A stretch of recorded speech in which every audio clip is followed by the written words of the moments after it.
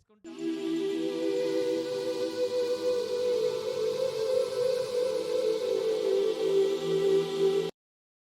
తిమోతికి రాసిన పత్రిక 2వ అధ్యాయం 13వ వచనంలో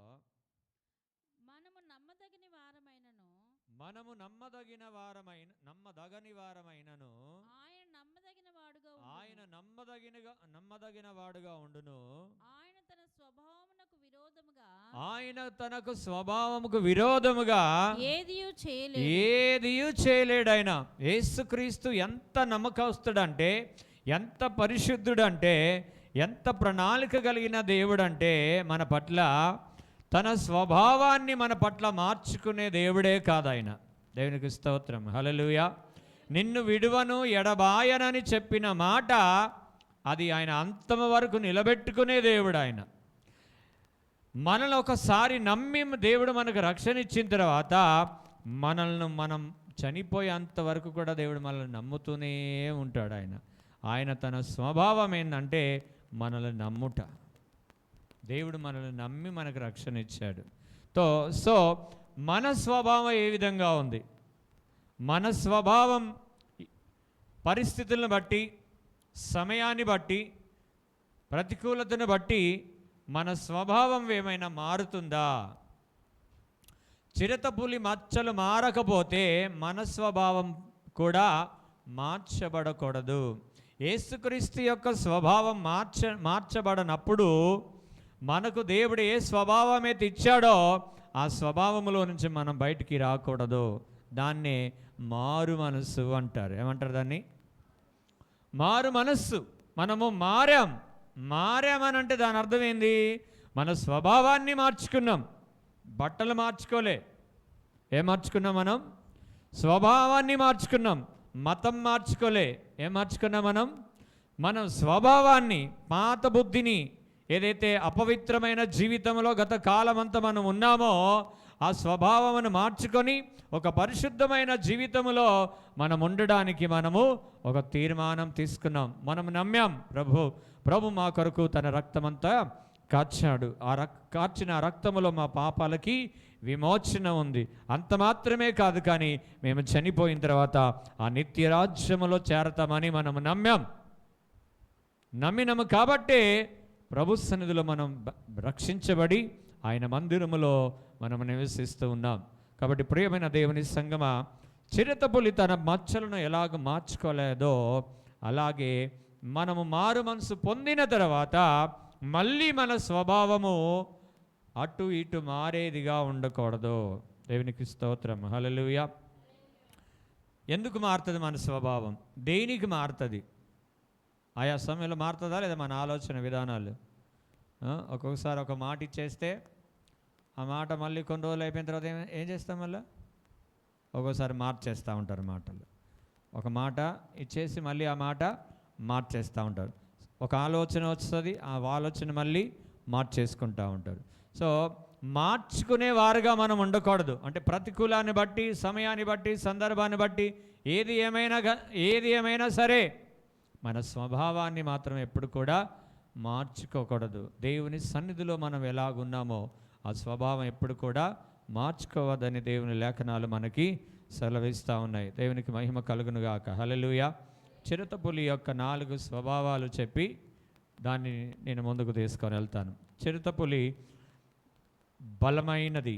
చిరుతపులి ఎలాంటిదంటే బలమైంది. అది ఏదన్నా పట్టాలనుకుంటే పట్టేస్తుంది అంతే. ఒక ఆవును పట్టాలనుకుంది అనుకో, పట్టేస్తుంది అది అంతే.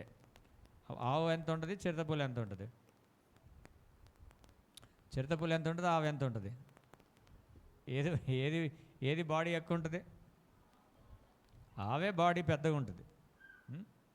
ఒక గేదెని పట్టాలనుకో, గేదె బాడీ పెద్దగా ఉంటుంది, కానీ చిరుతపులి పట్టేస్తుంది. సో అది బలమైనది. రెండవది ఏంటంటే చిరుతపులి ఏదైనా ఎక్కేయగలదు, ఏదైనా ఎక్కగలదు. మూడవది అది నీళ్ళలో కూడా ఈదుకుంటూ వెళ్ళిపోతుంది. అది పులులు సింహాలు పోవు, కానీ చిరుతపులి అయితే ఈదుకుంటైనా వెళ్ళిపోతుంది. పులి ఎక్కది చెట్టు, కానీ చిరుతపులి ఎక్కది చెట్టు. చివరిగా ఫాస్టెస్ట్ రన్నింగ్ యానిమల్, అతి వేగంగా పరిగెత్తే జంతువు అది. దేవునికి స్తోత్రం, హల్లెలూయా. సో ఈరోజు వీటిని గురించి, వాటి స్వభావాలు ఎలా ఉన్నాయో, దాని స్వభావం ఎలా అది మార్చుకోకుండా ఏకరీతిగా ఉంటుందో మన జీవితాలు కూడా ఒకసారి మనం జ్ఞాపకం చేసుకుందాం. 2 తిమోతిలకు రాసిన పత్రిక 2:1 తిమోతికి రాసిన 2వ పత్రిక 2:1 చదువుదాం. 2 తిమోతి. 2 తిమోతి. నా కుమారుడా, క్రీస్తు యేసునందున్న కృపచేత బలవంతుడవు కమ్ము. ఇక్కడ అపోస్తలుడైన పౌలు తిమోతి, తన శిష్యుడైన తిమోతికి రాస్తా ఉన్నాడు.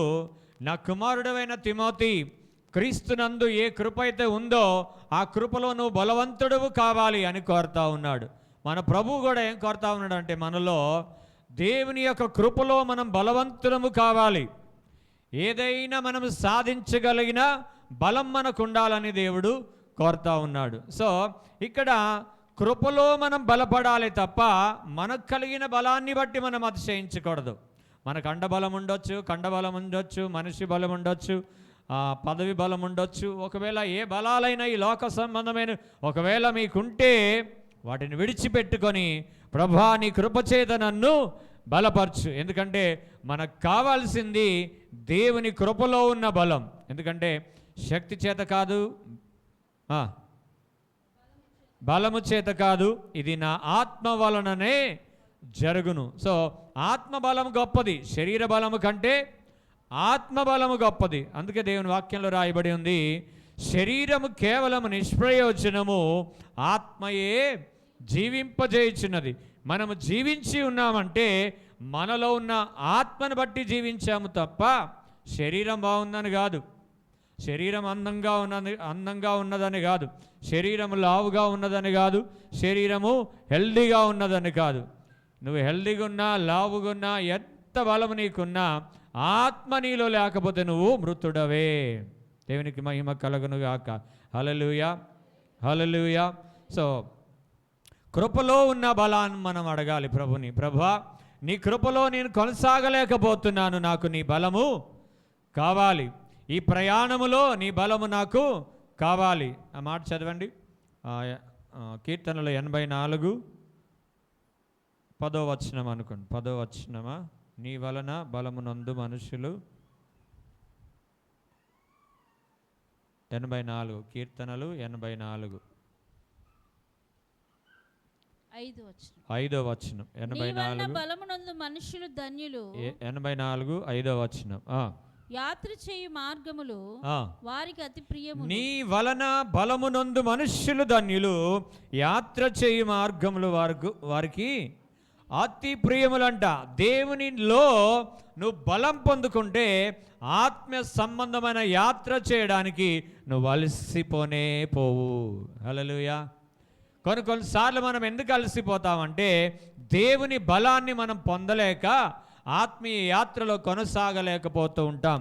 కాబట్టి ప్రియమైన దేవుని సంగమా, దేవుడు అంటున్నాడు, నీకు నా కృపలో ఉన్న బలము కావాలి.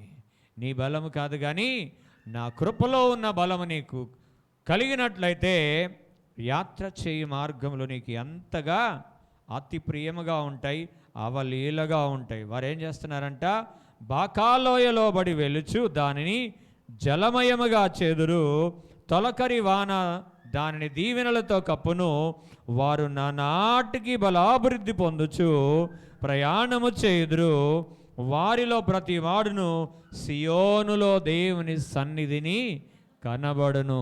బలము గల ప్రతి ఒక్కరు ఎక్కడ కనబడతారంటే దేవుని సన్నిధిలో కనబడతారు. ఎవరు కనబడలేకపోతున్నారంటే బలహీనులు కనబడలేకపోతారు. దేవుని మందిరములో దేవుని సన్నిధిలో ఎవరు కనబడలేకపోతారంటే దేవుని వలన బలం పొందలేని ప్రజలు, బలహీనులైన వారు కనబడలేకపోతూ ఉంటారు. కానీ బలమైన వారు ఏం చేస్తారంటే వారు ప్రయాణము చేస్తూ ఎక్కడికి వస్తారంట, సియోనులో దేవుని సన్నిధిని వారు కనబడతారు. కాబట్టి ప్రియమైన దేవుని సంగమా, దేవుని వలన మనం బలం పొందుకుంటే ఈ ఆత్మీయ యాత్రలో చక్కగా మనము కొనసాగగలం. చిరతపులికి ఏ బలం ఉందో ఆ బలాన్ని వాడుకుంటుందా? దేవుడు ఎంత బలం ఆ చిరుతపులికి ఇచ్చాడో అంత బలాన్ని వాడుకుంటుంది. శరీర బలం అలాగే జ్ఞాన బలం కూడా వాడుతుంది అది. అలాగే మనము కూడా దేవుడు మనకు ఆత్మబలం ఇచ్చిన తర్వాత ఆ బలముతో ఈ ఆత్మీయ యాత్రలో మనం కొనసాగే వారంగా మనం ఉండాలని దేవుడు కోరుతా ఉన్నాడు. దేవునికి మహిమ కలుగునుగాక. హల్లెలూయా, హల్లెలూయా. అందుకే అపోస్తలుడైన పౌలు ఒక మాట అంటాడు, నన్ను బలపరచు వానిని బట్టి నేను సమస్తము చేయగలను. ఎవరిని బట్టి? నన్ను బలపరచు వానిని బట్టి. మనీ మేక్స్ మెనీ థింగ్స్ అంటారు సామెత.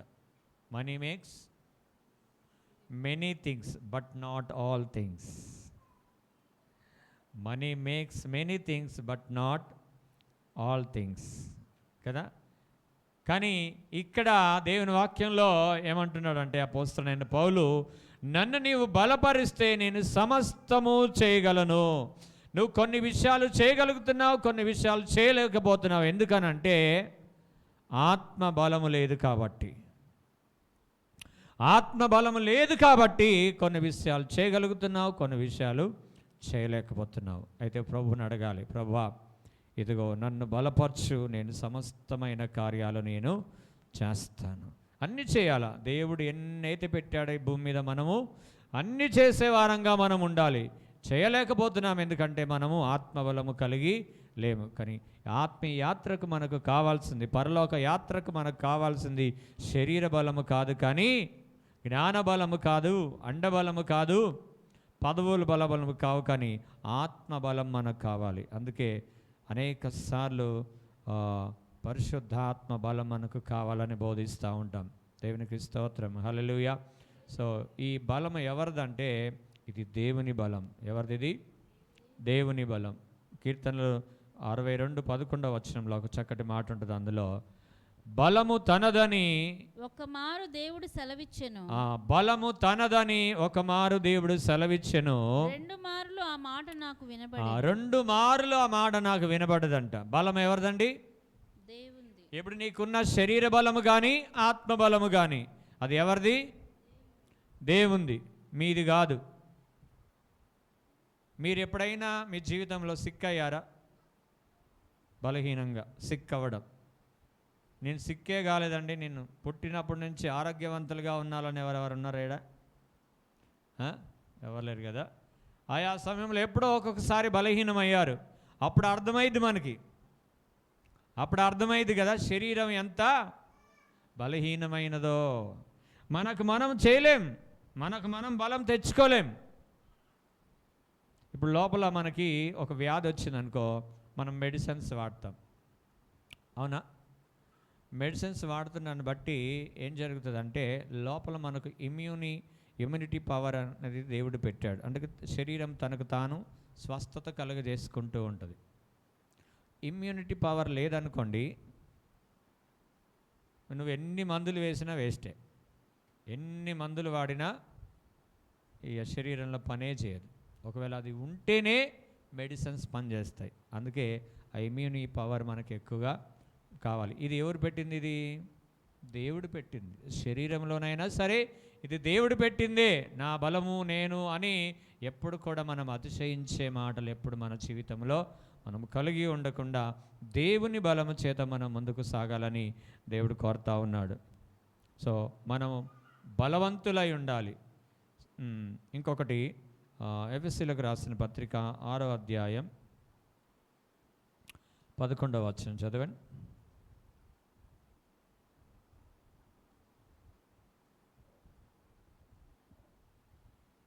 11వ వచనం. ఎఫెసీయులకు రాసిన పత్రిక 6:11 వచనం. మీరు 10 తుదకు ప్రభు యొక్క మహాశక్తిని బట్టి, తుదకు ప్రభు యొక్క మహాశక్తిని బట్టి ఆయన యందు బలవంతులయ్యుండుడి. ఆయన యందు బలవంతులయ్యుండుడి. మీరు అపవాది తంత్రములను ఎదిరించుటకు శక్తిమంతులగునట్లు దేవుడిచ్చు సర్వాంగ కవచమును ధరించుకొనుడి. దేవునికి మహిమ కలుగును గాక. మీరు కిందికి వెళ్ళి చదవండి. ఏమేమి ధరించుకుంటే ఆత్మబలము కలిగి ఉంటుందో సర్వాంగ కవచంలో కింద ఉన్నాయి.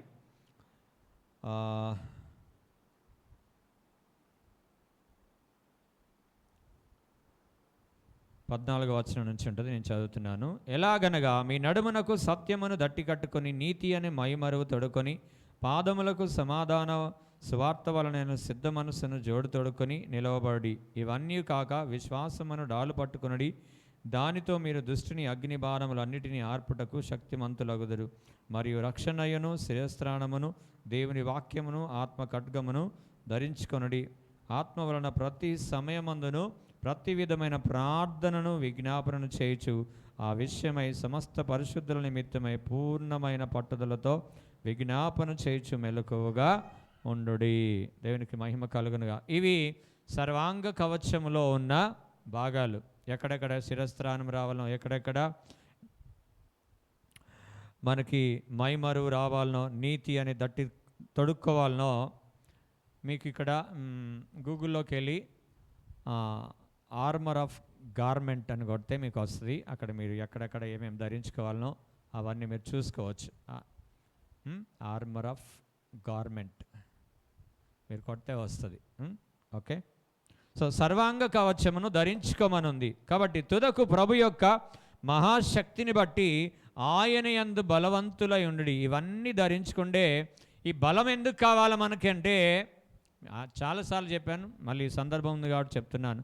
బలం ఎందుకు కావాలంటే మనుషులు కొట్లాడుకోవడానికి కాదు, లేకపోతే అక్కా చెల్లెలు అన్నా తమ్ముళ్ళు కొట్లాడుకోవడానికి కాదు, పాలోల మీద కొట్లాడకపోవడానికి కాదు. ఈ బలము దేనికంటే అపవాదితో పోరాడడానికి.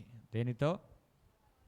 అపవాదితో పోరాడడానికి ఈ సర్వాంగ కవచం, ఈ బలం మనకి కావాలి. కాబట్టి మనకున్న సమస్యలు కానీ, వ్యాధులు కానీ, బాధలు కానీ, శోధనలు కానీ, ఇరుకులు కానీ, ఇబ్బందులు కానీ, ఇవన్నీ అపవాది దగ్గర నుంచి వస్తాయి. కాబట్టి వాణ్ణి జయించడానికి మనకి ఆత్మబలము కావాలి.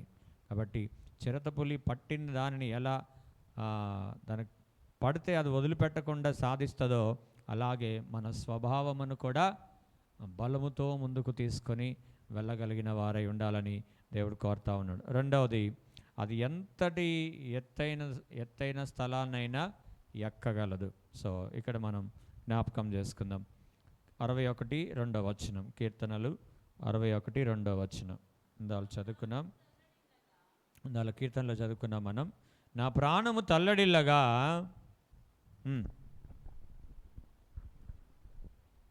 నా ప్రాణము తల్లడిల్లగా బూదిగాంతముల నుండి నీకు మొరపెట్టుచున్నాను. నేను ఎక్కలేనంత ఎత్తైన కొండపైకి నన్ను ఎక్కించుము. చాలు, నేను ఎక్కలేనంత ఎత్తైన కొండపైకి నన్ను ఎక్కించుము. కొండలు ఎక్కారా? ఎక్కిన అనుభవం ఏమైనా ఉందా? కదా, ఎవరికి లేదు? కొండలు ఎప్పుడు ఎక్కలేదు, అసలే ఎక్కారు. ఓకే, సో కొండలు మన పాదాలతో మనం ఎక్కి పైకి పోయినప్పుడు అన్నీ కనపడతాయి. ఇప్పుడు మేము ఉన్నది కూడా కొండే, మా ఇల్లు కొండ మీదనే ఉంటుంది. ఇప్పుడు అన్నీ కొద్దిగా బిల్డింగ్లు పైకి లేసాయి, కానీ మా ఇంటి మీద మేము నిలబడితే హైదరాబాద్ మొత్తం కనపడుతుంది. ఇప్పుడు మా ఇంటి ముందు కొద్దిగా బిల్డింగ్లు పెద్దగా అయ్యి కనబడతలేవు, కానీ అవి లేనప్పుడు ట్యాంక్ బండ కూడా, దాని మీద పాతిన జెండా కూడా కనపడేది. అంటే లైటింగ్స్ మొత్తం అంటే కొండ మీద ఉంటే కిందున్న ప్రదేశాన్ని అంతా కూడా మనము చూడగలం. సో ఎక్కలేనంత ఎత్తైన కొండపైకి నన్ను ఎక్కించుము. హైదరాబాదులో బిఎన్ రెడ్డి మేమున్న స్థలమే అన్నిటికంటే పైనున్న స్థలం. కొండ అన్ని స్థలాల కంటే మేమున్న స్థలం పైన ఉంటుంది అన్నమాట. అన్ని లో ప్రాంతాలు, ఇంకా మిగతాయి అన్నీ. అంత ప్లేస్లో దేవుడు మమ్మల్ని ఉంచాడు. దేవునికి మహిమ కలుగునుగాక. హల్లెలూయా. సో సరే, అది శరీర సంబంధమైనది, తాత్కాలికమైనది.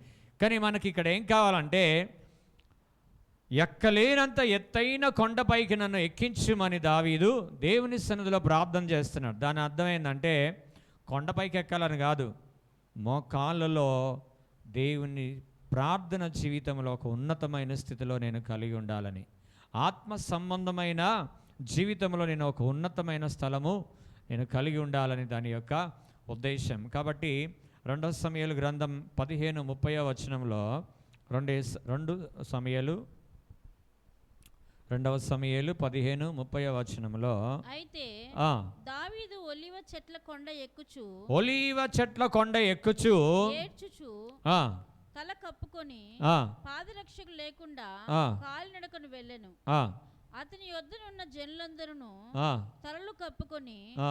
ఏడ్చుచు అందరు కూడా ఏం చేశారంటే కొండ ఎక్కిరి. కొండ ఎక్కిరి. అంతలో ఒకడు వచ్చి 32వ వచనం. దేవుని ఆరాధించు స్థలం ఒకటి ఆ, ఆ కొండ మీద ఉండెను. అది దావీదు కొండ ఎందుకు ఎక్కాడు? ఆరాధించుట. అక్కడ ఆరాధించే స్థలం ఒకటి ఉంది.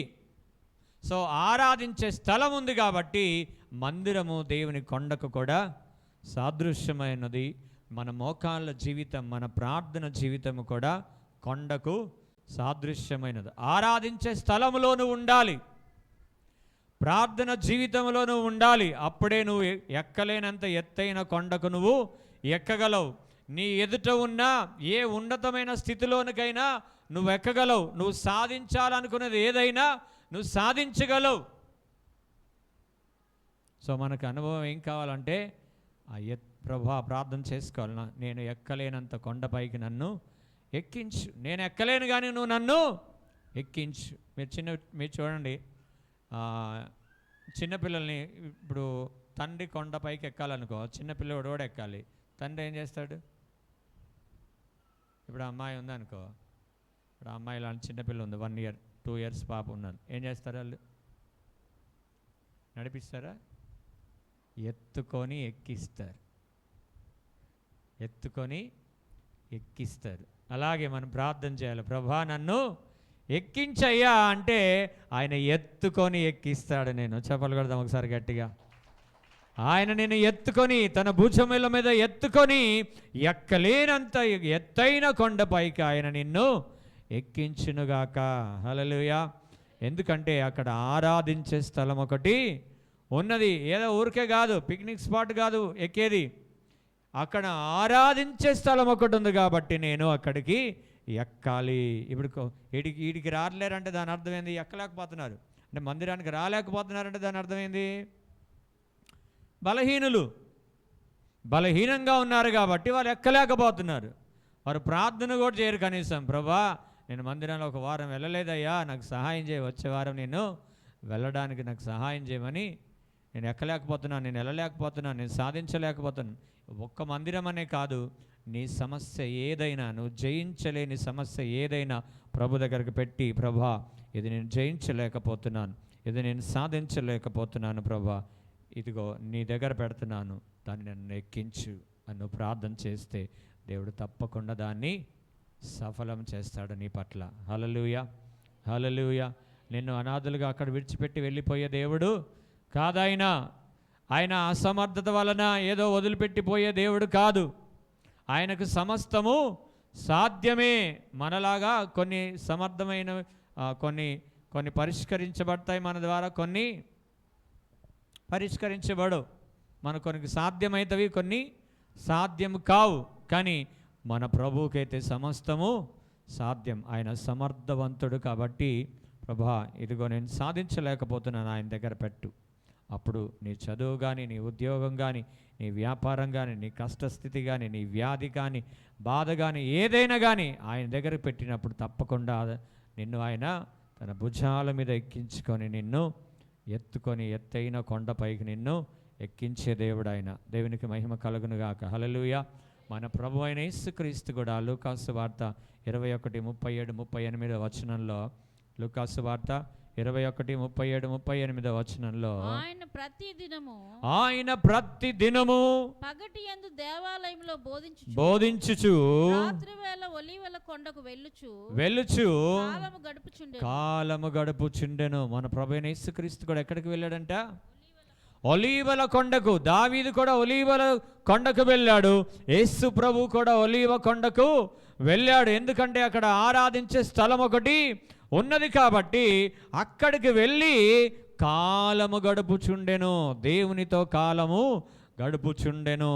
ఆరాధించే స్థలానికి వచ్చి నీ సమయాన్ని నువ్వు గడిపే విధంగా నువ్వు ఉండాలి.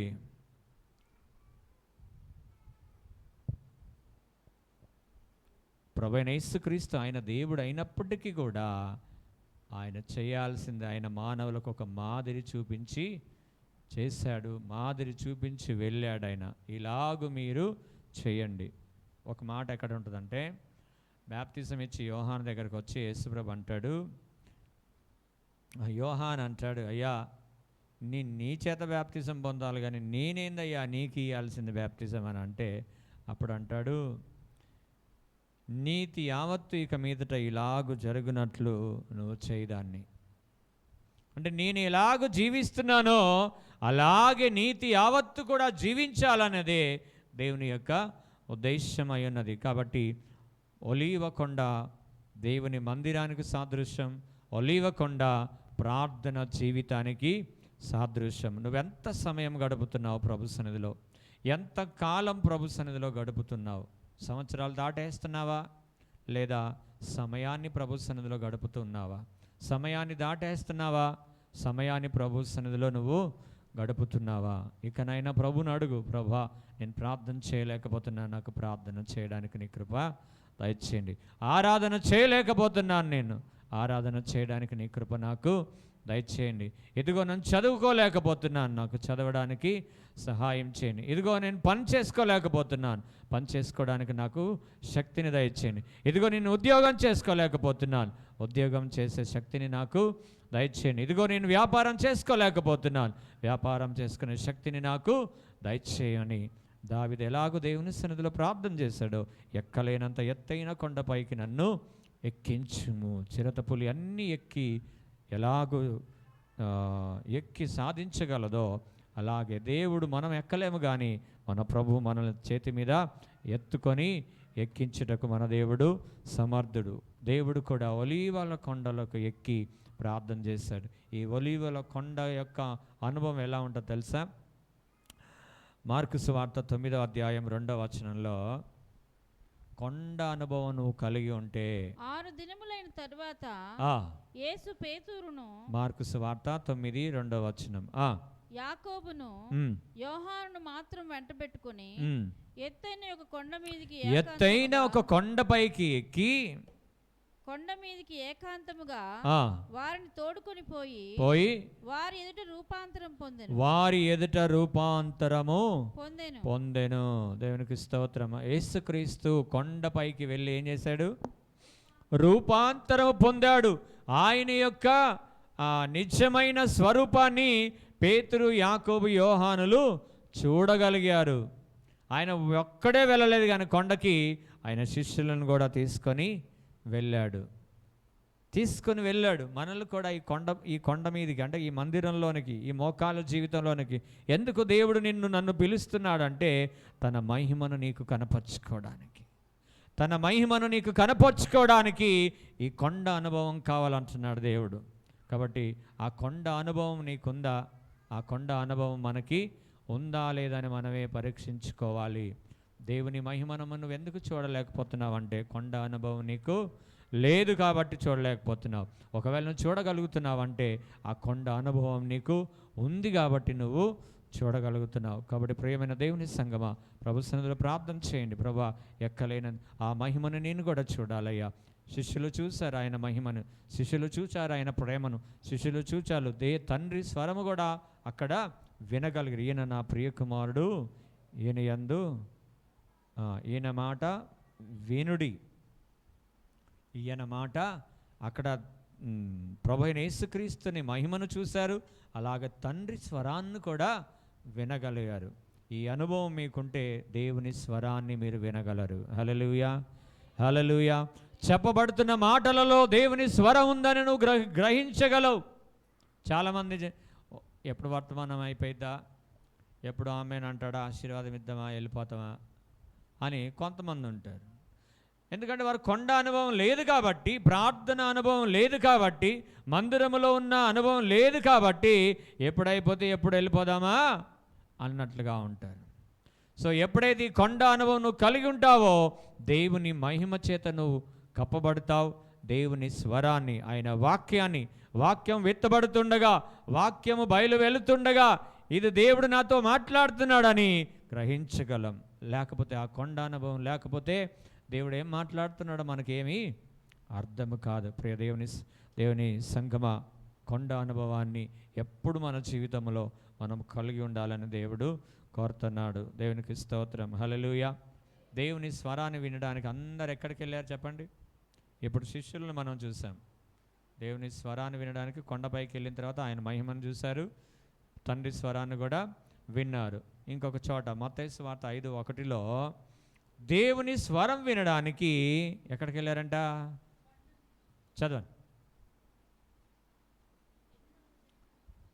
5వ అధ్యాయం 1వ వచనం. మత్తయి సువార్త 5వ అధ్యాయం 1వ వచనం. ఆ జనసమూహములను చూచి కొండ ఎక్కి కూర్చుండగా అంటే వీళ్ళందరూ ఆడున్నారు ఇప్పుడు కొండ మీద ఉన్నారు అంతా, అవునా కదా? యేసు ప్రభు కొండ మీద ఉంటే కింద లేరు అందరూ. వీళ్ళు కూడా ఎక్కడున్నారు? కొండ మీదనే ఉన్నారు. కాబట్టి ఆ స్వరాన్ని వెలగనుగుతున్నారు. హల్లెలూయా. గట్టిగా చప్పట్లు కొడదాం ఒకసారి, గట్టిగా గట్టిగా గట్టిగా చప్పట్లు కొడదాం. ఆ కొండ అనుభవం ఎవరికైతే ఉంటుందో వారు చక్కగా దేవుని స్వరాన్ని వినగలరు. దైవ సేవకుల నోటి నుంచి దేవుడు ఏం మాటలు మాట్లాడుతున్నా ఇందులో నుంచి దేవుడు నాతో ఏం మాట్లాడుతుండని వారు గ్రహించగలరు. వినగలిగిన చెవులను దేవుడు వారికి అనుగ్రహిస్తాడు. అసలే మోకాలు జీవితం లేదనుకో, అసలే ప్రార్థన జీవితం లేదనుకో, వచ్చిన కానించి ఎప్పుడు పోదామన్నట్లుగా ఉంటుంది. మరి ఎందుకు వచ్చామంటే రాకపోతే మీరు అడుగుతారు కదా అయ్యగారు, అందుకే వచ్చాం. ఎందుకు వచ్చావు? రాకపోతే పద్దాకా మేమేం పనులలో ఉంటాం, మా పనులు మేము బిజీగా ఉంటాం, మీరు ఓకే ఫోన్ చేసి ఎందుకు రావట్లేదని అడుగుతారు కాబట్టి అందుకే వచ్చాం. ప్రజెంట్ వేసుకొని పోవడానికి. ఎందుకు వచ్చాం చెప్పాలా? ఎందుకు వచ్చాం? ప్రజెంట్ వేసుకొని పోవడానికి కానీ దేవుని స్వరం వినడానికి కాదు. ఇప్పుడు క్లాస్ రూమ్లో 50 మంది ఉన్నారనుకో, కొంతమంది ప్రజెంట్ వేసుకోవడానికే వస్తారు, ప్రజెంట్ వేసుకోవడానికి వస్తారు. కొంతమంది ప్రజెంట్ వేసుకొని పాఠాలు చక్కగా విని చదువుకొని ఉన్నతమైన స్థలానికి వెళ్తారు వాళ్ళు. అర్థమైందా? అయితే పాఠం ఎవరికి అర్థమవుతుందో వారు ఉన్నతమైన స్థలానికి వెళ్తారు. పాఠం ఎవరికి అర్థం కాదో ఏం చేయాలా? జాడలు కొట్టుకుంటూ కూర్చోవాలి. అంతే కదా, ఉన్నస్తాము పైకి ఎక్కడానికి ఉండదు వాళ్ళకి. కాబట్టి ఇక్కడ కూడా ఈ కొండ మీద కూడా, దేవుని మందిరం అనే కొండ మీద కూడా దేవుని వాక్యం చెప్పబడుతూ ఉండగా ఎవరికైతే దేవుని స్వరం వినబడుతూ ఉంటుందో వారేం చేస్తారు? ఉన్నతమైన శిఖరాల మీదకి వాళ్ళు ఎక్కుతారు. అందుకే ఒక పాట, ఎత్తైన కొండపైన ఏకాంతముగా చేరి రూపాంతర అనుభవము పొందా ప్రార్థించుమో ప్రియుడా, ప్రార్థించుమో ప్రియుడా, ఎత్తైన కొండపైన. ఇందా పాట. సో ఆ అనుభవం కావాలంటే ఏం చేయాలా? ప్రియుడా నువ్వు ప్రార్థించు, ప్రార్థించు. దేవుని స్వరాన్ని నువ్వు వినగలవు. దేవునికి మహిమ కలుగునుగాక. హల్లెలూయా, హల్లెలూయా. అది ఎలాగూ చిరతపులి ఎలాగో ఎక్కగలదో నిన్ను కూడా దేవుడు ఎక్కిస్తాడు, ఎక్కిస్తాడు. తన స్వభావాన్ని మార్చుకుని నేను ఎక్కలేని ఇంకా అందది అనదు. నేను ఎక్కలేని ఈ కొండ ఎక్కలేని, ఈ చెట్టు ఎక్కలేని అందది. ఎక్కే తీరిద్ది. చెట్టు అయినా సరే, అది కొండ అయినా సరే ఎక్కే తీరిద్ది. అది దాని స్వభావాన్ని మార్చుకోకూడదు. కాబట్టి మన స్వభావం కూడా ఏంది? ఎక్కగలిగే స్వభావం. హల్లెలూయా. ఎక్కడికి? కొండపైకి. ఏ కొండపైకి? ఏ కొండపైకి? ఒలీవ కొండపైకి. ఇంకో కొండపైకి కాదు. అర్థమైందా? కొంతమంది పనికి మనకు కొన్ని కొండలు ఎక్కుతూ ఉంటారు. ఆ కొండలు కాదు, మనకు ఒలీవ కొండ కావాలా. దేవునికి స్తోత్రం. హల్లెలూయా, హల్లెలూయా. సో ప్రార్థన చేయండి ప్రభు సన్నిధిలో. తప్పకుండా దేవుడు మీకు అనుగ్రహిస్తాడు. సమస్తమును జయించడానికి దేవుడు మీకు కృప చూపిస్తాడు. మూడవది, ఈదగలిగిన చిరుత. అది నీళ్ళలో అయినా సరే ఈదగలిగిద్ది. ఈత లేకపోతే అది అందులో మునిగిపోతుంది. యెహెజ్కేలు గ్రంథం 47వ అధ్యాయం 5వ వచనం. యెహెజ్కేలు గ్రంథం 47 5వ వచనం.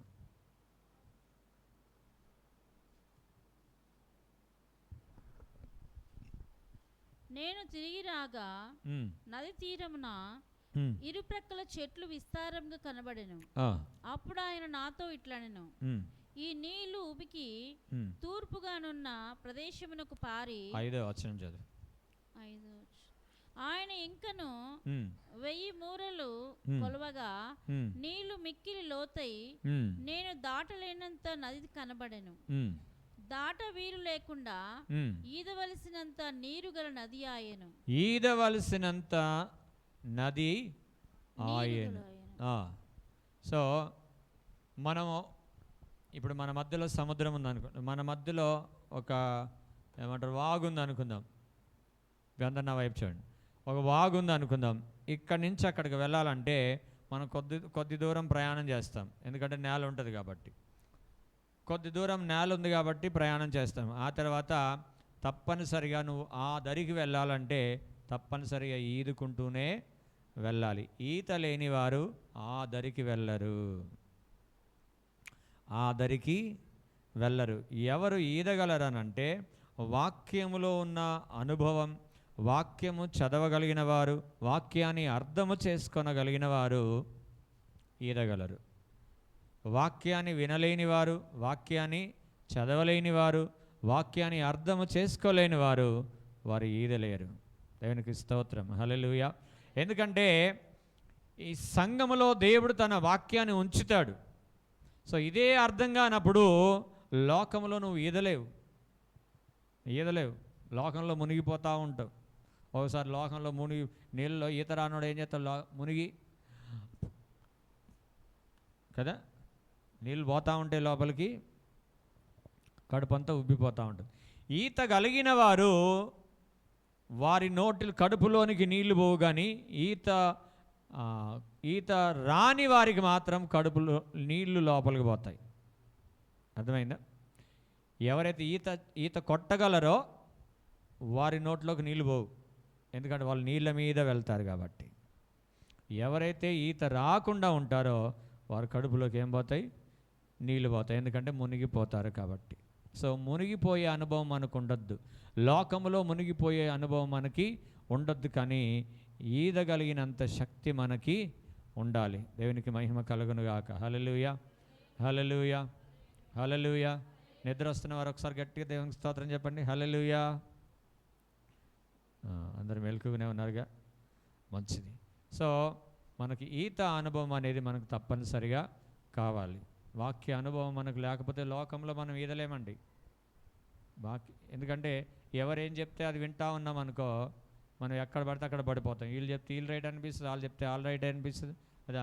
యూట్యూబ్లో ఈ మధ్యలో సేవకులుగా డిబేట్లు పెట్టుకుంటా ఉన్నారు. ఇది ఎక్కడ బాధ నాయన. ఇంతకుముందు వేరే వాళ్ళది మనకి డిబేట్లు ఉంటుండే, కానీ ఇప్పుడు ఎక్కడ సమస్య వచ్చిందంటే మన వాళ్ళ డిబేట్లు చేసుకుంటా ఉన్నారు.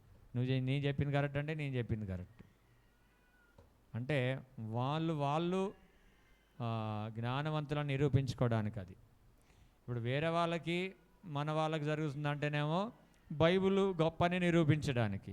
ఇప్పుడు మన వాళ్ళకే జరుగుతుందంటే దాని అర్థం ఏంది, నేను జ్ఞానవంతుడని నిరూపించుకోవడానికి. సో ఎవరి బోధలు వాళ్ళు విని విని విని ఏం చేస్తామంటే ఎటు అర్థం కాక నట్టేట్లో మునిగిపోయినట్టు ఉంటుంది. సో వాక్యం యొక్క అనుభవ జ్ఞానం మనకు తప్పనిసరిగా మనం కలిగి ఉండాలి. ఈదగలిగినంత శక్తి దేవుడు మనకు అనుగ్రహించునుగాక. హల్లెలూయా, హల్లెలూయా. 4వది అతి వేగముగా పరిగెత్తగలిగిన చిరుతపులి. ఫిలిప్పీలకు రాసిన పత్రిక 2:16 వచనం. ఫిలిప్పీలకు రాసిన పత్రిక 2:16 వచనం. అట్టి జనం మధ్యను మీరు జీవవాక్యమును చేతపట్టుకొని లోకమందు జ్యోతుల వలె కనబడుచున్నారు. అందువలన నేను వ్యర్థముగా పరుగెత్తలేదనియు నేను పడిన కష్టము నిష్ప్రయోజనము కాలేదనియు క్రీస్తు దినమున నాకు అతిశయ కారణము కలుగును. ఎవరైతే పరిగెత్తుతారో వారి ప్రయాసం వ్యర్థము కాదండి. ఎవరైతే నడుచుకుంటూ వెళ్తారో ఒకవేళ వాళ్ళ ప్రయాసం వ్యర్థమైతే అవ్వచ్చేమో, కానీ ఎవరైతే ప్రభు కొరకు పరిగెత్తుతారో, ప్రభులో పరిగెత్తుతారో వారి ప్రయాసం ఎప్పుడు కూడా వ్యర్థము కాదు. మీరు ఒక మాట 1 కొరింథీ 15:58 క్రీస్తునందు ప్రయాసము వ్యర్థము కాదని ఎరిగి అని ఉంటుంది అక్కడ. మీరు కదలని వారై స్థిరులై ఉండవలనని అక్కడ దేవుని వాక్యంలో రాయబడి ఉంది. దాని అర్థమైందంటే పరిగెత్తే వారి ప్రయాసం ఎప్పుడు కూడా వ్యర్థము కాదు. మనం లోకంలో ఎన్నోసార్లు పరిగెత్తాం, లోక సంబంధమైన వాటి కొరకు ఎన్నోసార్లు మనము పరిగెత్తాం, కానీ ఇప్పుడు ప్రభువులో మనం పరిగెత్తుతున్నామా, లేకపోతే మెల్లగా నడుస్తున్నామా, తాబేల్లాగా నడుస్తున్నామా, లేకపోతే చిరతపులిలాగా పరిగెత్తుతున్నామా? ఇప్పుడు చిరతపులి అంత పరిగెత్తపోతే ముందున్నది కూడా పరిగెత్తిపోయిద్ది, ముందున్నది కూడా పరిగెత్తిపోతుంది. ఇది అంత వేగంగా పరిగెత్తగలదు కాబట్టి పట్టుకోగలదు అది. సో ప్రియమైన దేవుని సంగమా, నువ్వు పరిగెత్తే వ్యక్తిగా ఉండాలి, పరిగెత్తే వ్యక్తిగా ఉండాలి. మేము స్కూల్లో హాస్టల్లో ఉన్నప్పుడు మాకు ఎప్పుడన్నా నెలకు ఒకసారి ఒక సండే ఏం చేసేవాళ్ళంటే మధ్యాహ్నం తర్వాత బయటికి వెళ్ళడానికి ఫ్రీ టైం ఇచ్చేవాళ్ళు.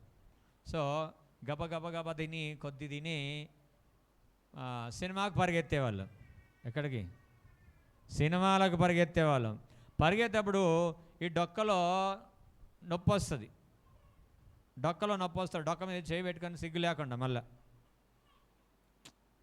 అంటే ఆల్రెడీ రన్నింగ్ అలవాటే మనకి, కానీ తిన్న వెంటనే పరిగెత్తే ఏమైతే డొక్కలో పట్టుకుంటుంది. సో ఇట పట్టుకొని పరిగెత్తితే ఎట్టుంటుందండి? ఇట్లా పట్టుకొని పరిగెత్తితే ఎట్టుంటుంది కదా. అయినా సరే సిగ్గు లేకుండా సినిమా కోసం పరిగెత్తేది.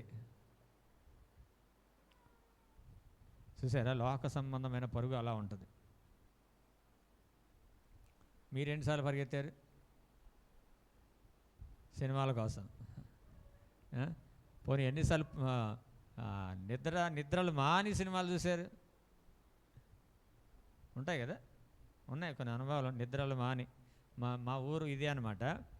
సో ఇక్కడ అప్పుడు రూపాయి టికెట్ అనమాట. ఒక క్యాసెట్ వేసేవాళ్ళు. అప్పుడు క్యాసెట్ ఉండేవి కదా, మనం చిన్న క్యాసెట్ ఉండేది. సో ఆ క్యాసెట్ డివిడీలనా సీడీలు, రీల్ కాదు, చిన్న క్యాసెట్ ఉంటే సీడీలో వేసేవాళ్ళు అనమాట. దానికి ₹1. ఆ ఊరంతా చప్పట్లు డప్పు కొట్టేవాళ్ళు, చాటింపు ఇచ్చేవాళ్ళు అనమాట. పలానా సినిమా హో అని చాటింపు ఇచ్చేవాళ్ళు. సినిమా చాటింపుకి వెళ్ళినా అమ్మా సినిమా అంటే ఇవాళ ₹1 రాదు, ₹1 ₹1 రాదు. మా అమ్మకు కూడా మంచి పిచ్చే, సినిమాలు పిచ్చే మా అమ్మకు కూడా. సో అందరికి ఊరోళ్ళు అందరూ చూస్తారులే, తప్పనిసరిగా అందరు వస్తారు. సో ఇచ్చేది కాదు, చివరిలో ఇచ్చేది లాస్ట్కి, అప్పుడు పోయేవాళ్ళు. అంటే సినిమా పిచ్చి ఉంటే ఎక్కడికైనా నిద్రాహారాలు మాంతారు, పరిగెత్తమంటే పరిగెత్తారు, పైనుంచి కిందికి దూకమన్నా దొక్కుతారు. లోక సంబంధమైన పరుగు అలాగుంటుంది, కానీ మనకు కావాల్సింది ఆ పరుగు కాదు. మనకేం కావాలి ఇప్పుడు? ఆత్మ సంబంధమైన పరుగు పందెంలో మనము ఉండాలి. పరుగు పందెంలో ఉంటేనే మనం గెలుస్తామా లేదా అనేది మనకు కనబడుతుంది కదా. విశ్వాసమును కర్తయు దాన్ని కొనసాగించు క్రీస్తు యేసు వైపు చూచుచు మన ఎదుట ఉంచబడిన పందెములో ఓపికతో పరిగెత్తెదము. పరిగెత్తాలా. మెల్లగా నీరసంగా వస్తారు చర్చికి వచ్చేటప్పుడు కూడా. ఎట్లా వస్తారు? అనవసరంగా వచ్చింది సండే చర్చి అన్నట్టుగా వస్తారు. పొద్దున్న లేచి ప్రార్థన చేయమంటే అనవసరంగా పొద్దున అయింది, రాత్రి అయినా ఉంటే బాగుంటుంది, కాసేపు నిద్రపోతుండే. అంటే ఆసక్తి లోపల పరిగెత్తాల. ఆసక్తి లోపల పరిగెత్తితే అప్పుడు నువ్వు ప్రభువులో పరిగెత్తుతావు. మేము రక్షణ పొందిన తర్వాత, రక్షణ పొందకముందు సినిమాల కోసం పరిగెత్తే వాళ్ళం. రక్షణ పొందిన తర్వాత మందిరం కొరకు, మీటింగ్ల కొరకు పరిగెత్తిన దినాలు అనేకమైన మా జీవితంలో ఉన్నాయి. హల్లెలూయా, హల్లెలూయా. పరిగెత్తాం. అప్పుడు సైకిల్ ఏం లేదు, సైకిల్ లేదు, బండి లేదు. ఇప్పుడు కిటి అని స్టార్ట్ చేసే తప్ప బటన్ నొత్తంగానే అంటది ఇక బండి. అప్పుడు ఏం చేసి చిన్నపిల్లలు ఉన్నప్పుడు ఆడు కూడా బండి డ్రు డ్రు అని స్టార్ట్ చేస్తున్నాను చెప్పేసి మనం కూడా ఈడ కిక్కు కొట్టి ఇట్లా కాలు ఇట్లని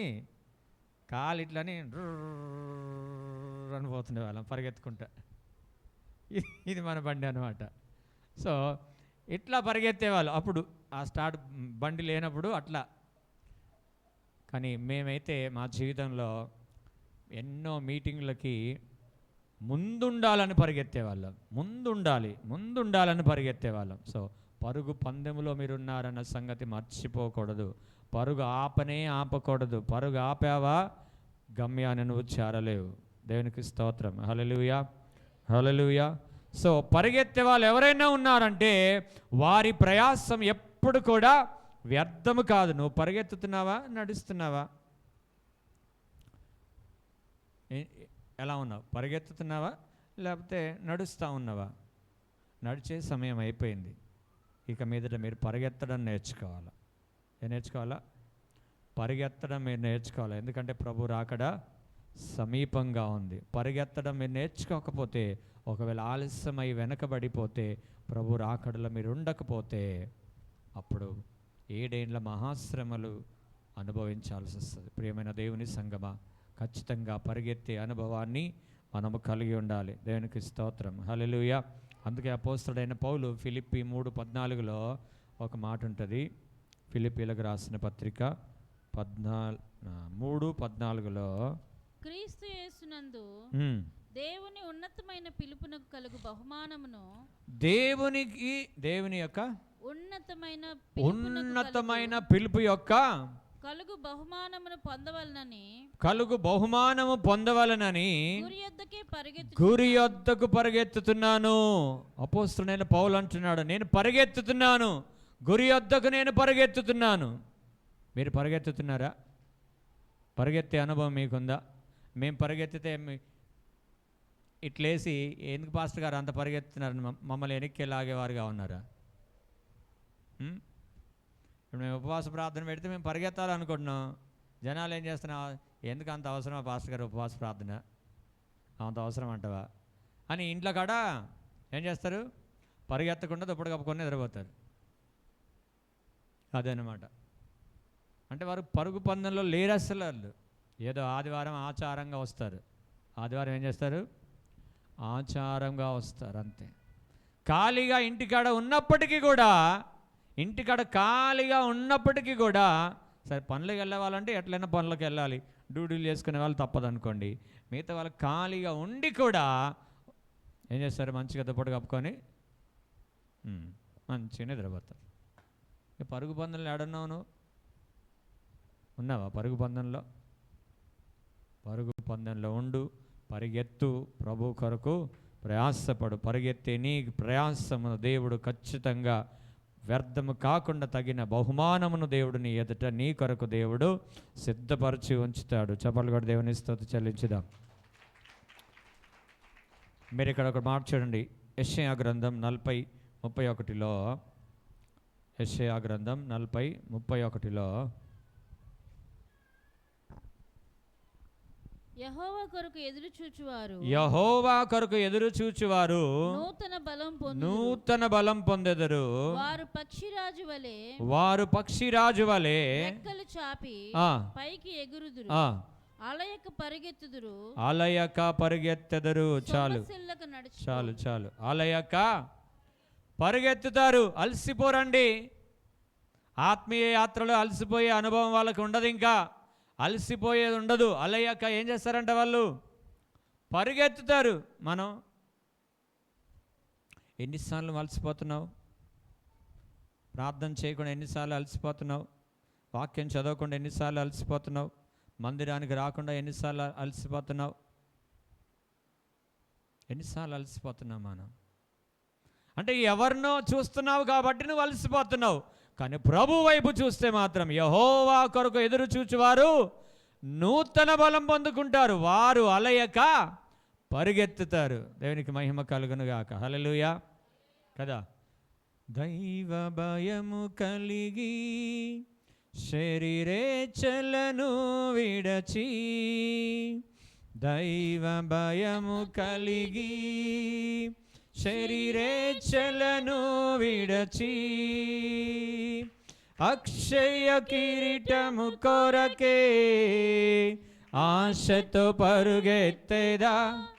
ఓ అక్షయ కిరీటము కొరకే ఆశతో పరుగెత్తెదా, పరుగెత్తెదా, పరుగెత్తెదా, పిలుపుకు తగిన బహుమతికై. పరుగెత్తెదా, పరుగెత్తెదా, పిలుపుకు తగిన బహుమతికై.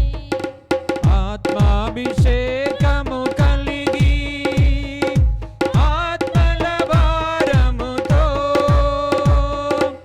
ఆత్మాభిషేకము కలిగి ఆత్మల భారముతో అతిశయ కిరీటము కొరకే అలయక పరుగెత్తెదా.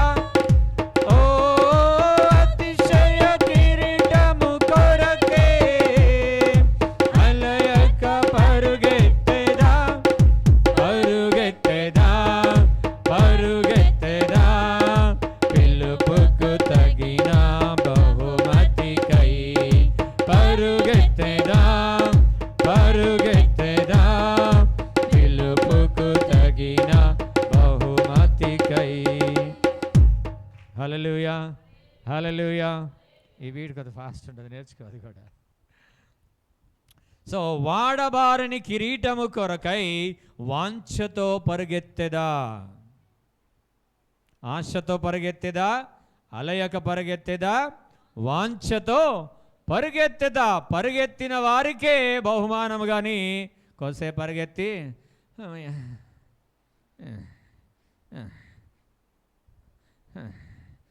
అంటే నీకంటే ముందు వెళ్ళిపోతారు, బహుమానాలు అన్నీ వాళ్ళకే పోతాయి, నీకేం రావు. సో నీకొక బహుమానమును దేవుడు నీ ఎదుట సిద్ధపరిచి ఉంచాడు. వాటి కొరకు నువ్వు పరుగెత్తు. ఆపకు నీ పరుగు పందెము, ఆపకు నీ పరుగు ఆపకు. పరుగెత్తుతూనే ఉండు. బహుమానం పొందేంత వరకు నువ్వు పరుగెత్తుతూనే ఉండాలి. దేవునికి మహిమ కలుగునుగాక. హల్లెలూయా, హల్లెలూయా. మన బహుమానము కొరకు పరుగెత్తాలి, అలయక పరుగెత్తే వారముగా మనం ఉండాలి. సో పరిగెత్తుదామా? ఇకనైనా పరిగెత్తుదామా? చెప్పాలా? పరిగెత్తే వారముగా మనం ఉండాలి. బైబిల్లో ఒక వ్యక్తి ఉన్నాడు, 2వ రాజుల గ్రంథం అనుకుంటా, 2వ రాజుల గ్రంథం 5వ అధ్యాయం 20వ వచనం ఒకసారి చదువుదాం. 2వ రాజుల గ్రంథం 5వ అధ్యాయం 20వ వచనం. దైవజనుడైన ఎలీషాకు సేవకుడగు గెహాజీ సిరియానుడైన ఈ నయమాను తీసుకుని వచ్చిన వాటిని అంగీకరించుటకు నా యజమానికి మనసు లేకపోయాను గాని యెహోవా జీవముతోడు, యెహోవా జీవముతోడు. ఈ భక్తుడు ఏమంటున్నాడు చూడు, యెహోవా జీవముతోడు నేను పరిగెత్తుకొని పోయి అతని కలుసుకొని అతని యొద్ద ఏదైనా తీసుకొందును అనుకొని నయమానును కలుసుకొనుటకై పోవుచుండగా. చాలు. ఇక్కడ నయమాను కుష్టి వ్యాధి గలవాడై ఎలీషా దగ్గరకు వచ్చాడు. ఎలీషా దగ్గరకు వచ్చినప్పుడు ఈ నయమాన్ అనుకున్నాడు, ఎలీషా నా తల మీద చేయి పెట్టి ప్రార్థన చేస్తే నా కుష్టి వ్యాధి పోతుందేమో అని అనుకున్నాడు. అయితే జరిగిన విషయం ఏంటంటే ఎలీషా బయటికే రాకపోతే వర్తమానం వచ్చింది. అంటే ఇట్లా నయమాన్ వచ్చాడు, సిరియా సైన్యాధిపతి అయిన, మామూలు వ్యక్తి కాదైన, ఎవరైనా ఆర్మీ లీడర్, సైన్యాధిపతి వచ్చినప్పుడు ఈయన అనుకున్నాడు, నాకు వెళ్ళగానే టీ కాఫీ ఇచ్చి మర్యాద ఇచ్చి నా నెత్తి మీద ప్రార్థన చేయబెట్టి ప్రార్థన చేస్తాడేమో అనుకున్నాడు. కానీ అక్కడ జరిగింది ఏంటంటే వెళ్ళగానే వర్తమానం వచ్చింది. ఏమని? సిరియా సైన్యాధిపతి నయమాను కుష్టి వ్యాధి గలవాడుగా నీ దగ్గరకు వచ్చాడు. అవునా? అయితే యోర్దాను నదిలో వెళ్ళి 7 సార్లు మునగమని అన్నాడు. ఈయన కోపం వచ్చింది. నేనేంటి, నా స్టేటస్ ఏంది, అసలు నేను ఎవరు, అసలు కుష్టి వ్యాధి ఉంటే ఉండొచ్చేమో కానీ అసలు నా పదవేంది అంటే పాస్టర్ గారి కంటే అంత లెక్క లేకుండా పోయినానేది నేను. పాస్టర్ గారి కంటే నేను లెక్క లేకుండా పోయినానా? రాని సంగతి చెప్తా, మళ్ళీ మా ఇంటికి వస్తాడు కదా అని అనుకుంటే వెళ్ళిపోయాడు. మా ఇంటికి మళ్ళీ వస్తాడు కదా, అప్పుడు వచ్చినప్పుడు చెప్తా ఆయన సంగతి అని వెళ్ళిపోయాడు. వెళ్ళిపోతుంటే కుష్టి వ్యాధి తనతోనే వెళ్ళింది. హల్లెలూయా. అంటే గర్వముతో వెళితే ఆ గర్వంతో వెళితే ఆ నయమానికి కుష్టి వ్యాధి కూడా ఆయనతోనే వెళ్ళింది. సో గర్వంతో వెళితే ఏమొస్తుంది? కుష్టి వ్యాధి వస్తుంది, అనగా పాపము నీ వెంట వస్తుంది. వెళ్ళాడు, మొత్తానికి అక్కడ ఉన్న ఒక చిన్న పాప ఏమన్నదంటే, అక్కడ ఉన్న ఒక పని మనిషి ఏమన్నాడంటే, అయ్యా ఏదైనా ఒక గొప్ప కార్యం చేయమంటే చేయవా? ఒక 10 లక్షలు ఇవ్వమంటే ఇవా?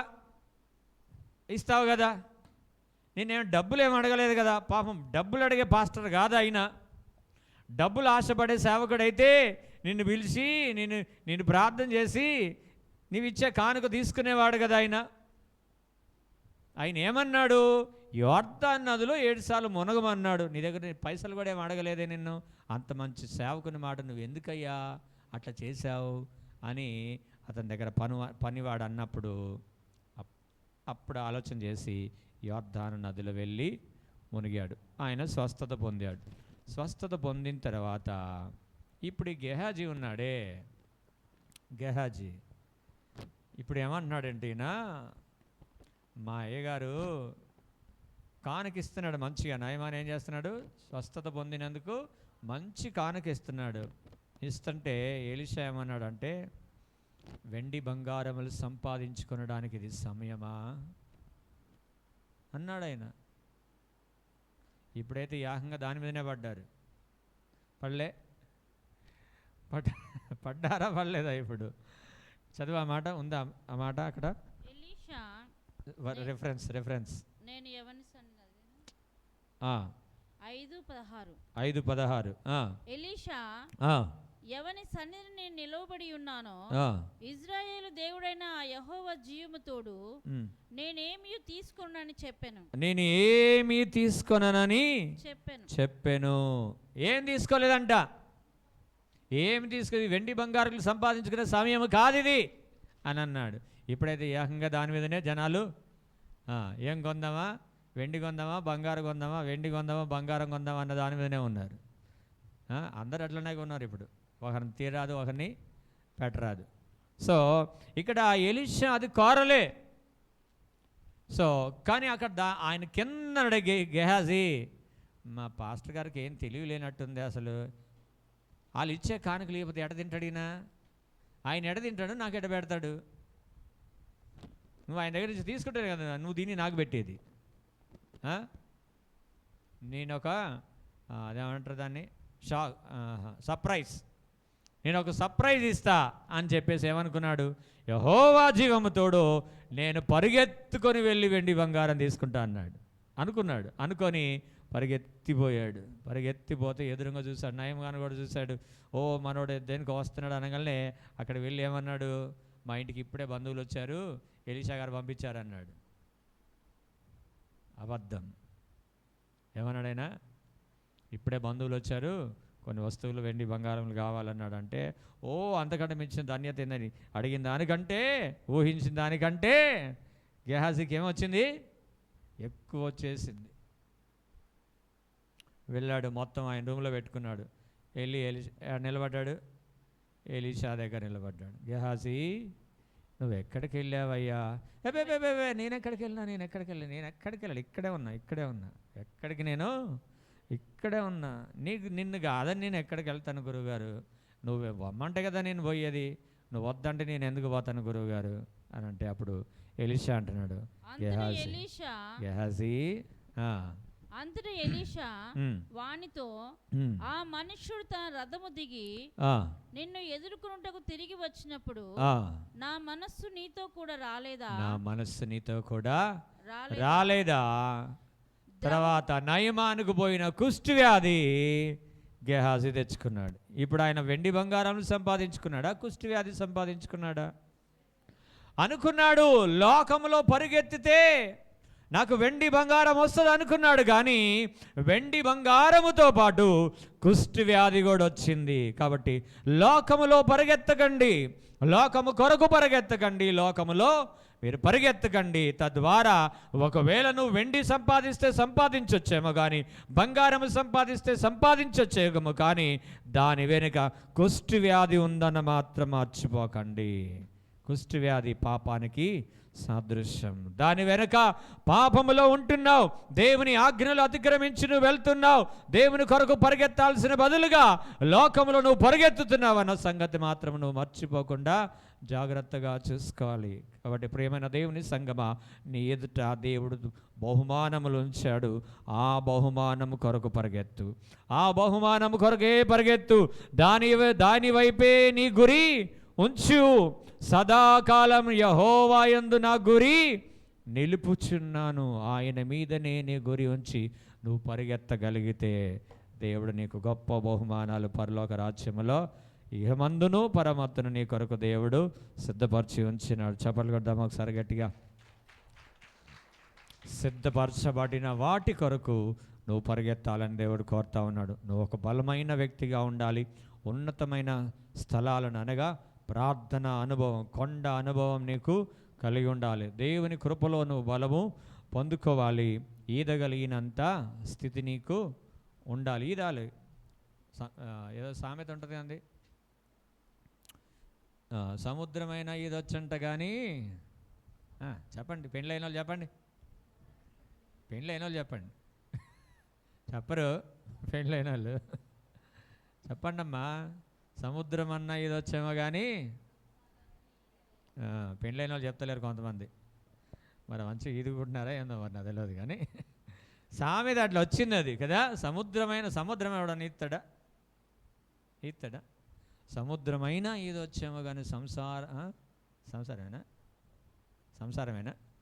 సంసారం ఈదలేదమంట. అంటే సంసారం ఎంత కష్టం ఉంటుందో కదా. ఒక ఆయన అంటాడు, అయ్యా మేము ఈదలేక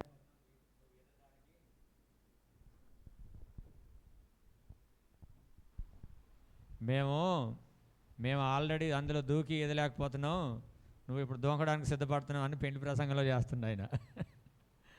పెళ్లి ప్రసంగంలో చేస్తున్నావు, మేము ఆల్రెడీ దూకేసాము, దూకి ఈదలేకపోతున్నావు, ఇప్పుడు నువ్వు కూడా అందులో దూకుతున్నావు,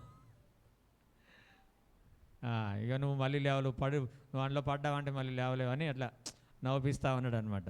సో వివాహం అనేది తప్పనిసరిగా, కానీ అట్లా అంటే ఈదగలిగిన సంసారం కూడా ఈదుకోవాలి. ఈదలేమండి అనొద్దు. సముద్రమే ఈదగలిగినంత శక్తి నీకుంటే సంసారాన్ని ఈదుకోలేవా? అమ్మో, సామెత మాత్రం బాగా చెప్పుకున్నారే. వస్తాయి కష్టాలు, వస్తాయి బాధలు, వస్తాయి శ్రమలు, వస్తాయి సుఖం కూడా వస్తుందిగా. దాంతోపాటు సుఖం వచ్చినప్పుడేమో మా ఆయన మంచోడు, మా ఆవిడ మంచిది. కష్టం వచ్చినప్పుడేమో మా ఆయన మంచోడు కాదు, మా ఆవిడ మంచిది కాదు. అలా ఉండొద్దు. సముద్రాన్ని ఈదగలిగితే నువ్వు సంసారాన్ని కూడా ఈదుకోవాలి, లోకమును కూడా ఈదుకోవాలి. ఈదగలిగినంత శక్తి నీకు ఉండాలి. ప్రభువు కొరకు పరిగెత్తేవారుగా ఉండాలి. దేవుడు ఇవన్నీ సంఘానికి మనకి దేవుడు అనుగ్రహించునుగాక. మోకరించండి, ప్రార్థన చేసుకుందాం. Praise the Lord. హల్లెలూయా, హల్లెలూయా.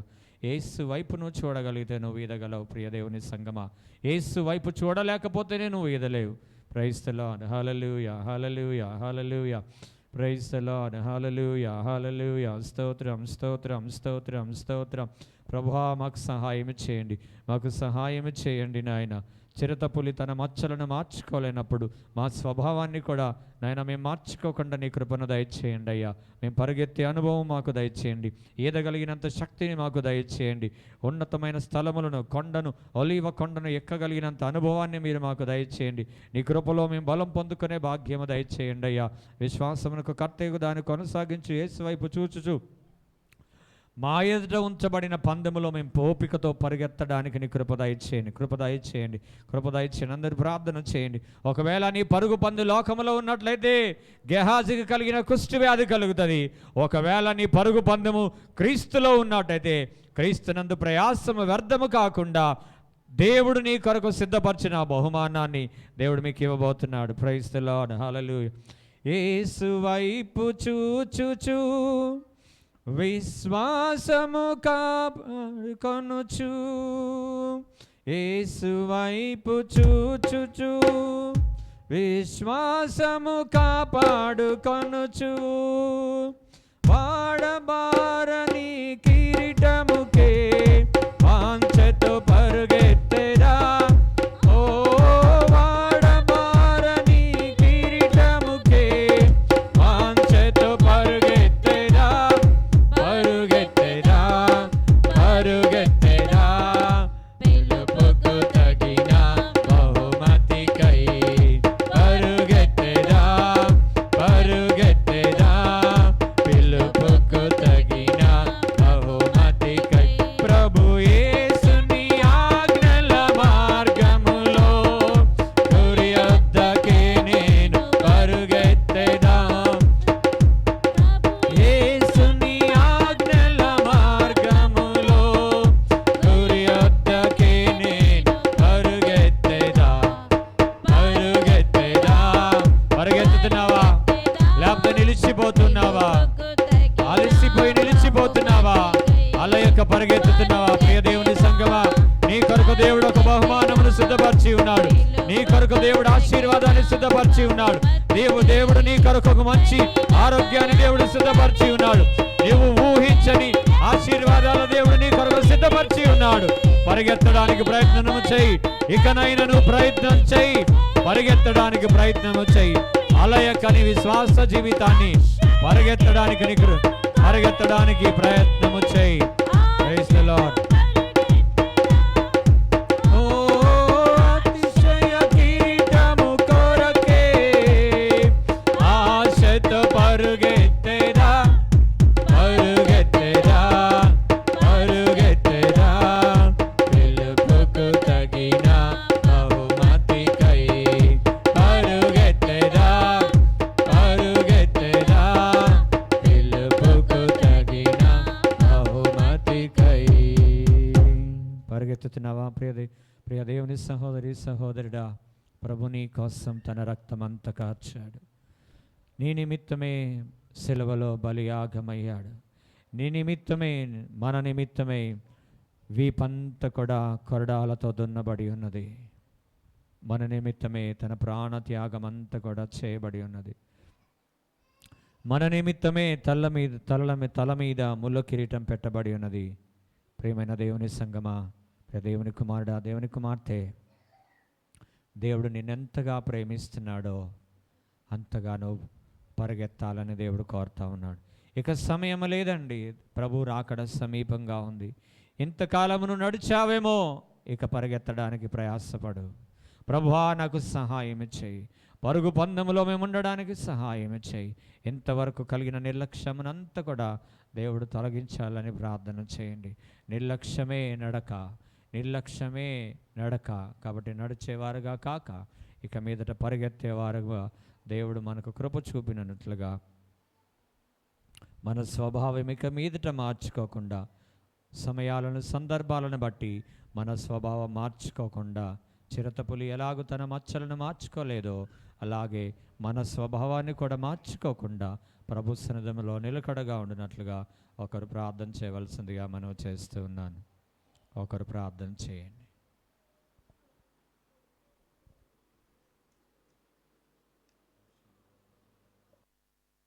మహాపరిశుద్ధుడా, గొప్ప దేవా, మీకే వందనములు స్తోత్రాలు చెల్లించుకుంటున్నాం నాయన తండ్రి.